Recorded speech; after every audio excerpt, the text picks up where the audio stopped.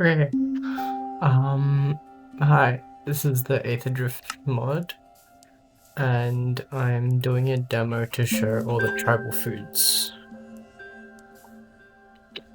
So, we've got Return to Human, which makes you a human. Right now, I'm just regular Minecraft player. And we've got 10 different foods. No, 9 different foods. Green apple, one of my favorites. It makes you a goblin. Goblins are... gives you nausea for a bit. But goblins are very fast. The mod is about, the mod's about tech. So you have a lot of vehicles and stuff. Goblin is just the class you be if you don't want to use vehicles, because on your own you're already very fast. And you have a bunch of movement abilities. Go back to human. Oh, and it's 1 block tall. Go back to human. Picnic Crumbs is one of the most annoying classes. It makes you an ant. It's... oh no, Picnic Crumbs, yeah. Picnic Crumbs makes you an ant. Ants are really small. You can just... you're tiny. That's it. You have half a heart. And you can't jump up 1 block, so you have to jump up a slab at a time.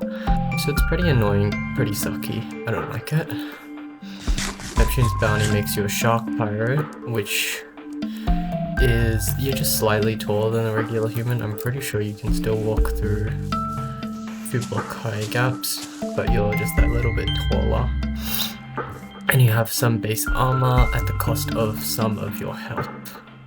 Shark is a lot of gunners, melee attackers as well is great, and you do rely on your vehicles because you're a little bit less mobile. Next we've got Rabbit, and Rabbit is just basically a regular player except you're half the size. You don't get jump boost or anything, but you can jump a block, you can walk under a block, and you have extra luck, which means if you're like dungeon crawling and stuff, that's pretty useful. Remember him. You might have noticed the world gen. The mod pack uses the Islands Overworld data pack, so I didn't do this world gen, but with it, I had the world gen in mind while making it. So we've got Mystic Feather, which makes you an alien. You might notice it's slightly shorter than a regular player, but you do have 50% gravity. Oh, you have 50% gravity, which can make traversing I don't have a name for the place yet, but it makes traversing the world a little bit easier, especially because it's a Sky Island and stuff. You could save yourself easier. One of the more powerful ones I would say is the Construct. You lose out on a couple of hearts. You do have a lot of base armor, which if you're using modded armor sets as well, you'll become pretty tanky, even though you've got less hearts, so you are vulnerable to magic damage. But on physical attacks you have that resistance, and you're a block taller, which is annoying. You can walk through something like this, but this is a very combat oriented class, and you have twice the gravity but twice the jump height, so there's that.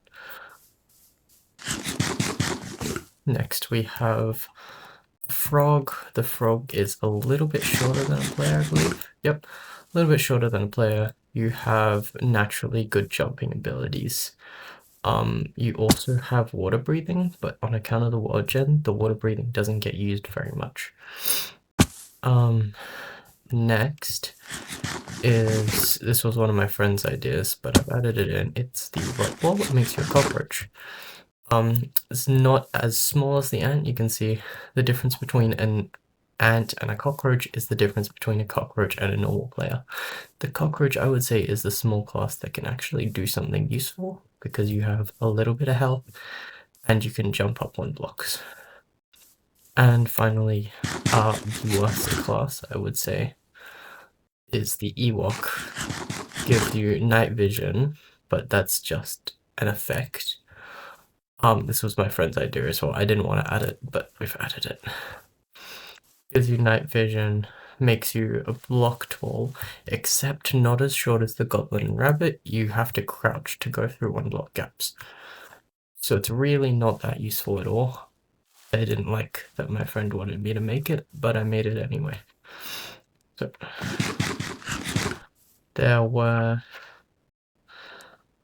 those were the tribal foods.